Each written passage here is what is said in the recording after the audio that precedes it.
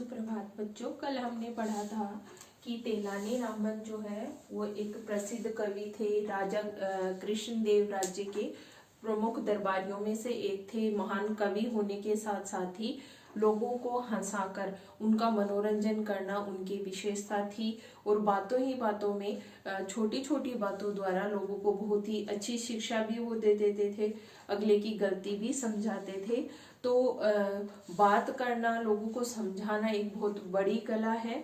तो बात करते समय हमें किन सावधानियों का प्रयोग करना चाहिए ये हमने पढ़ा कि कैसे उनका जो मित्र था जिसका नाम दुभाषी था जो है वो जब भी उसने अपनी समस्या बताई कि जब भी वो घर वालों से बात करता है, घर आता है तो वो गुस्से में कुछ बोल देता है, इससे उसका कोई रिस्पेक्ट नहीं करता है और बच्चे भी उसको पसंद नहीं करते।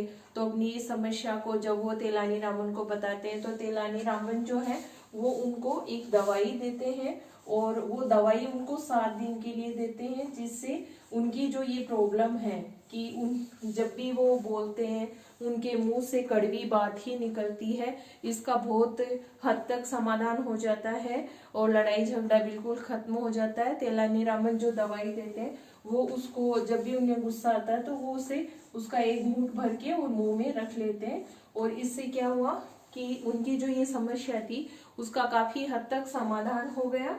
तो दुभाषी जब वापस 7 दिन के बाद तेलानी रामन से मिलते हैं तो तेलानी रामन जो है वो से और दवाई की मांग करते हैं कि मुझे काफी असरकारक है आपकी दवाई और मुझे और दवाई चाहिए, ऐसी दवा मुझे और चाहिए। वो दवाई तो खत्म हो गई। तो उन्होंने कहा तेलानी रामन ने कि ठीक है, लाओ आप बोतल लाओ, मैं उसमें और दवाई डाल देता हूँ। और जब वो दुभाषी जो है वो बोतल लेकर आते हैं तो तेलानी रामन उसमें अपनी जो पानी की बोतल होती है जिसमें बिल्कुल साफ पानी, जिसको शुद्ध पानी भी बोल सकते हैं हम, है ना, पीने का जो पानी होता है जिसको साफ या शुद्ध पानी हम कहें, वो उन्होंने अपनी बोतल में भर रखा था तेलानी रामन ने और उनके सामने ही पहले जो है दुभाषी से छुपाकर उन्होंने डाला था, लेकिन इस बार उन्होंने दुभाषी के सामने ही वो पानी उस बोतल में डाल दिया। तो दुभाषी जो था बोतल में जब उन्होंने शुद्ध पानी को भरते हुए देखा कि ये तो बोतल में पानी भर रहे हैं दवाई की जगह, ये क्या कर रहे हो, तो उन्होंने कहा कि भाई नहीं, मुझे तो जो है वो दवाई चाहिए, पानी नहीं चाहिए। तो तेलानी रामन हंसकर बोलते हैं कि मैंने पहले भी ही पानी जो दवा नहीं डाली थी, शुद्ध पानी ही डाला था। ये जो चमत्कार हुआ है वो दवाई का नहीं है ना, चुप रहने से हुआ है।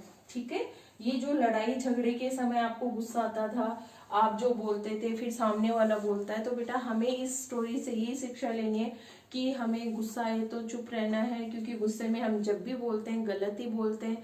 अगर एक व्यक्ति को गुस्सा आ रहा है और सामने वाला अगर चुप हो जाए तो गुस्सा वहीं पे ही जो है वो अगला ज्यादा नहीं बोलेगा और बात ज्यादा नहीं बढ़ेगी। तो हमें गुस्सा नहीं करना चाहिए और फिर भी गुस्सा आ रहा है तो हमें कम से कम बोलना चाहिए, शांत रहने की कोशिश करनी चाहिए ताकि लड़ाई झगड़ा और ना बढ़े। ठीक है, तो इस कहानी की जो शिक्षा है वो यही है कि एक चुप 100 सुख, है ना, एक चुप होने से 100 सुखों की प्राप्ति होती है। मतलब बहुत सारी समस्याओं का समाधान जो है वो हो जाता है। जो ज्यादा बोलने से, गुस्सा करने से जितनी भी समस्याएं होती हैं, आपस में डिस्प्यूट हो जाता है और फिर सब लोगों का दिमाग खराब रहता है और एक बहुत लड़ाई, छोटी सी बात जो है वो बड़े झगड़े का कारण बन जाती है। तो अगर गुस्से के समय हम चुप रहें तो शायद इतनी बड़ी समस्या नहीं होगी। ये इस कहानी में हमें बताया। और ये तेलानी रामन ने जो है वो जब उसको पानी भरते देखा तो जब उन्होंने पूछा कि पानी क्यों डाल रहे हो, तो ये रहस्य बताया। लड़ाई झगड़ा न होने का रहस्य यही है कि जब भी गुस्सा आया तो तूने इसकी जो एक घूंट मुंह में डाला और बोला नहीं, बात नहीं हुई तो झगड़ा नहीं हुआ। और इस रहस्य का उद्घाटन उन्होंने करके बताया कि इस प्रकार कोई दवाई नहीं थी, ये सिर्फ कम बोलने से, चुप रहने से तुम्हारा रिस्पेक्ट करने लगे, घर में लड़ाई झगड़े खत्म हो गए।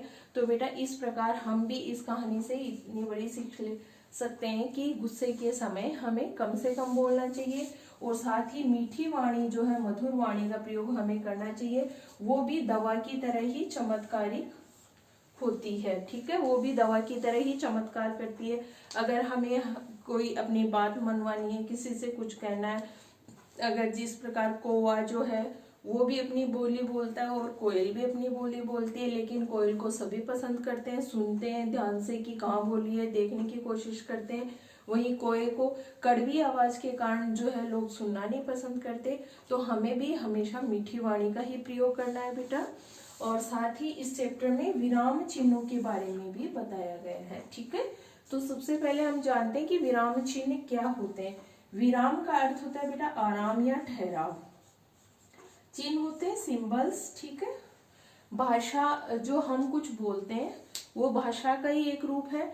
हमारे द्वारा बोली गई ही बात को अगला अच्छे से समझे और अगले की बात बोली जो भी कुछ कह रहा है वो हम समझे, इसके लिए हम भाषा में जो है वो विराम चिन्हों का प्रयोग करते हैं। अगर हम नॉन स्टॉप बोलते ही जाएंगे, बहुत फास्ट बोलेंगे, बहुत स्लो बोलेंगे, ठीक है, अगर भाव में अपनी आवाज में उतार चढ़ाव नहीं होगा तो अपनी बात अगला अच्छे से समझ नहीं पाएगा, और इसी कारण विराम चिन्हों का प्रयोग होता है।